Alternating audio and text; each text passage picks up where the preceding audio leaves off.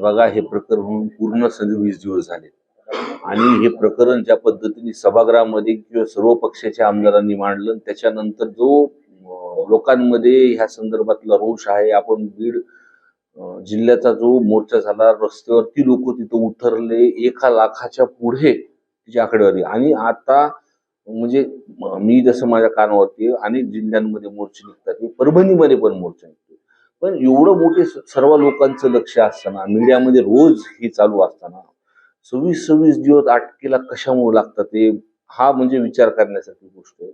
आमची पहिल्या दिवशीपासून मागणी आहे की हे जे काही मुलं आहेत, ही कमी वयाची मुलं आहेत, ह्यांना ज्यांनी करायला लावलं तो मास्टर माइंड वाल्मिक कराड आहे. दुसरा प्रश्न की मी पहिल्या दिवशीपासून सांगतोय की हा मास्टर माइंड आहे. वाल्मिक कराड अटक होऊन सुद्धा 302 मध्ये हा कट कारस्थान ह्यांनी रचना, हे कनेक्शन पूर्ण खंडणीपासून दिसतंय आपल्याला. खंडणीपासून हा गुन्हा झाला. हे जेवढे पण काही मुलं सापडतात त्याच्यामधले 2 ते 3 मुलं त्या वाल्मिक कराडचे घरचे नातेवाईक आहेत, त्यांचे त्या सीडीआर मध्ये त्यांची ते सापडले. मग 302 मध्ये आपण त्यांचं नाव कट कारस्थान म्हणून आपण का घेतलं? आणि कुठेतरी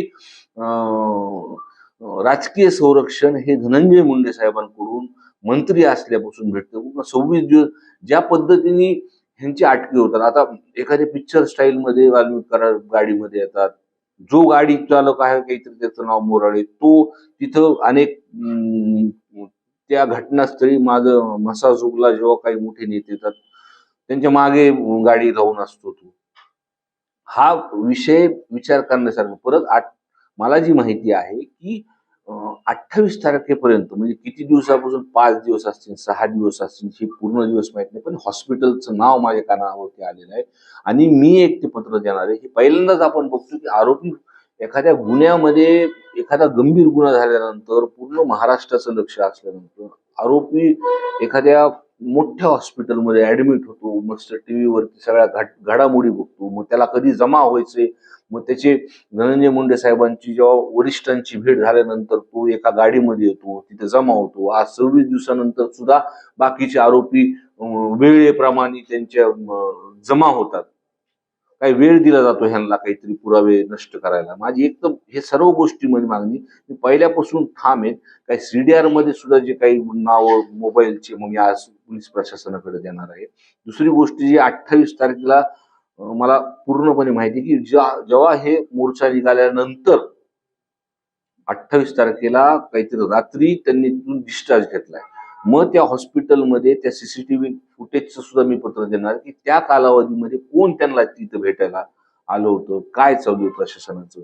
आणि माझी पूर्णपणे मागणी की हा तपास फास्ट ट्रॅक वरती घेतलेला आहे, सरकारने सुद्धा ह्याच्यावरती दखल घेतलेली आहे. पण पालकमंत्री धनंजय मुंडे साहेब जे काय कालावधीमध्ये बीड जिल्ह्यामध्ये असताना प्रशासनामध्ये काही अधिकारी बदलले होते, तिथं घेतले होते आणि तिथं कुठंतरी मागं पुढं होतंय असं मला वाटतं. पण आमची नैतिकता त्यांनी दाखवा, त्यांनी हा तपास तर त्यांनी राजीनामा द्यावा आणि पूर्णपणे तपास, म्हणजे जे कुणी दोषी आहेत मग ते फरार असल्यापासून जे कुणी त्यांच्या कॉन्टॅक्टमध्ये, हॉस्पिटलमध्ये त्यांच्या कुणाशी गाठीभेटी झाल्या किंवा आतापर्यंत 26 दिवस का लागतात ते, आणि लवकरात लवकर जे सगळे हे जे आहेत हे प्रशासनाने हे लोकांसमोर आणले पाहिजे, त्यांना अटकी झाली पाहिजे. भैया, तुम्ही म्हणालात की ते ठरवून अटक होतात, मात्र एकीकडे सीआयडी एसआयटी पोलीस तपास करताय, काय वाटतंय, विश्वास आहे तुमचा? बघा, सरकारने ज्या पद्धतीने तिथं मांडणी केली, मी विरोधात जरी असलो तर काही गोष्टी मान्य केल्या पाहिजे की सीएम साहेब असतील, अजितदादा असतील, शिंदे साहेब असतील, त्यांचे सुद्धा जे आमदार आहेत तिथं त्यांनी ही मागणी केली. आम्ही त्यांच्या दालनात सुद्धा जाऊन तिथं बोललो. मी आता मुंबईलाही बोललो होतो. त्यांनी सरकार म्हणून आश्वासित केले की कुणी जरी गुन्हेगार असतील ह्याच्यामध्ये तर त्यांना शिक्षा भेटणार आहे. पण वस्तुस्थिती जी जिल्ह्याची आम्ही बघतो की जे काही मांडतोय आम्ही, ते पालकमंत्री असताना जे काही अधिकारी तिथं जिल्ह्यामध्ये आले होते तर त्यांच्यामुळेच काही ना काहीतरी संरक्षण, आज 26 दिवस झालेत ना सगळ्या गोष्टी, आणि कुणी हॉस्पिटलमध्ये ऍडमिट असतं, तिथून ते डिस्चार्ज होऊन तिथं येतात, हे 26 तारखेला हे अटक होतात. म्हणून एक संरक्षण म्हणून जे मंत्री आहेत म्हणजे धनंजय मुंडे साहेब, त्यांचं संरक्षण आहे, त्यांनी राजीनामा हा दिलाच पाहिजे.